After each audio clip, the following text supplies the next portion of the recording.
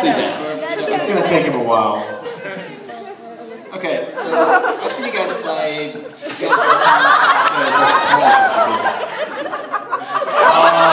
Oh, he just whipped out the LEDs on you. Now listen. Hold on. Unless I see blood, this is just LARPing. We do not do no LARPing. Yeah, we actually hurt ourselves when we use up here on stage. That's why it's not LARPing. Now hug. Hug right now. Rule one, can't get along with humans. Sorry, continue your question, sir. Thank you, Will. And at the beginning, there was a very different kind of energy to the show because you guys hadn't really set up there wasn't like the orchestrated performance to it. Like I can tell with like now at the shows, like when we do the song and dance with the certain kinds of clapping and when certain like fist pounding and everything. But when in what cities, and especially at PAX, it's awesome, but it's very kind of choreographed at this point. But what cities, when you play at them, still kind of are very kinetic in the shows? None of them. None of them ever? Come to a show. Spokane, Washington. Spokane, Washington. Are you wondering which ones seem more real? No, I'm wondering. I know what kinetic means. I'm wondering which shows can I go to and expect to still get hit in the face. Right. Yeah, that's Oh, Vancouver is it? Yeah. Vancouver, Canada, you will die. Those Your glasses you're wearing? In the floor. Gone. Yes. Yeah. What about Cleveland? How was that? Cleveland's, we've only done it once, and it was good. They get up their game. But Vancouver, across the border. If you really want to get hurt, we'll just throw sulfuric acid on you from the side. There's a photo on my Tumblr on the aftermath of Vancouver. Yeah. It's like a pile of 6 pairs of broken glasses and lenses. And shoes and condoms. A dead 4-year-old. Also, and I'm not just saying this because we love them. No, I am just saying this because we love them. You should come to magfest. That's where the party's at. We've only done magfest once, man. This is brutal. What you're saying, you're like, is it like, because you're actually with the choreography of it all. And we just do what we do. And yeah, it's the same thing almost every time. But there are sometimes we'll go to a place and the kids are already like, they're doing the thing before we do it. And sometimes there's things we do that comes from something we see in the crowd. This is rare, but we'll be playing maybe new stuff when we first start touring with Act 2 songs. And you see kids in the audience doing certain things, we're like, oh yeah, hey. That is kind of what, and then the fans used to do it, and then we do it, and it just kind of comes back and forth eventually. It definitely works. I was just wondering where it got a little bit more violent. Violence, if there's an Act 1 and Act 2 night we do somewhere, sometimes in cities, like an Act 1 night, there's blood, man. We've seen blood from those shows. Which is great, I like blood.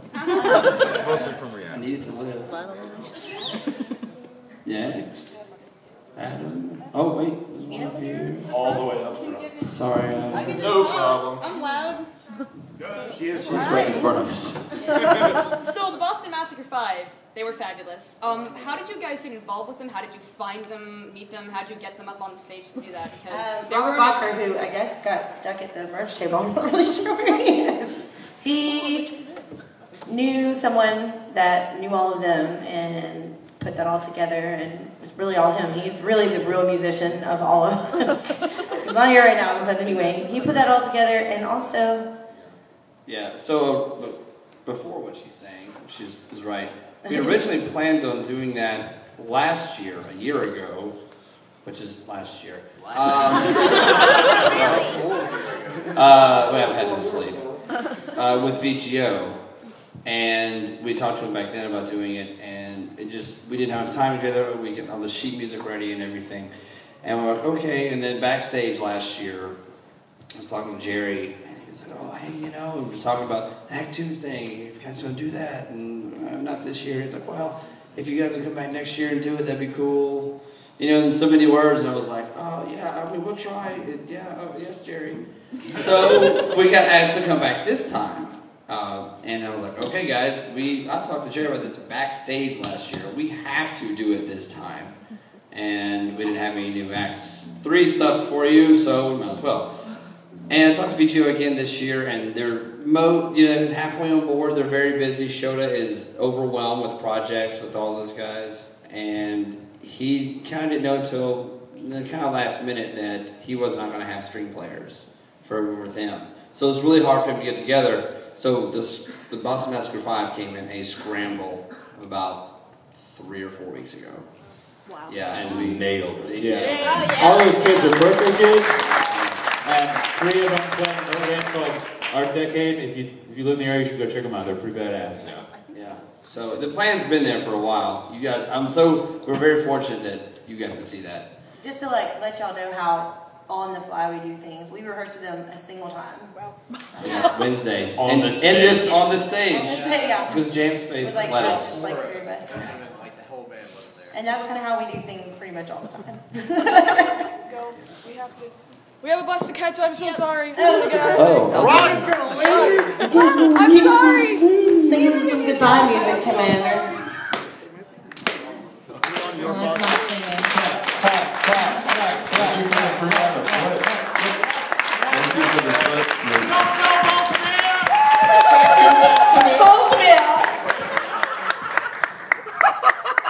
Please, get your bus! Hell yeah, Is dude. there another question? You better pay me for that.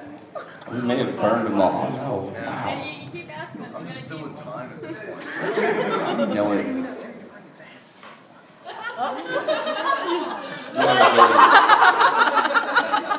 I saw you guys last year. And you guys, like, the whole schedule ended up getting changed here for the music. I thought you were supposed to headline, then you were like the second band or the first, and then you guys just disappeared. What happened? What are you talking about? Last year's PAX East. Last year's PAX East. A year ago. Yeah. You guys were supposed to. I thought you were headlining last year.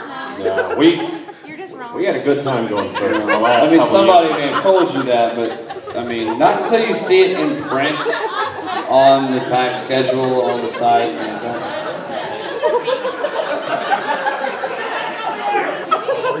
And as far as disappearing, you mean at Prime? Like something. I heard like a rumor you guys got like sick or something last year here. No, not here. Well, he was definitely ill. We actually left PAX last year and went down to Philadelphia, and I went immediately to a hospital.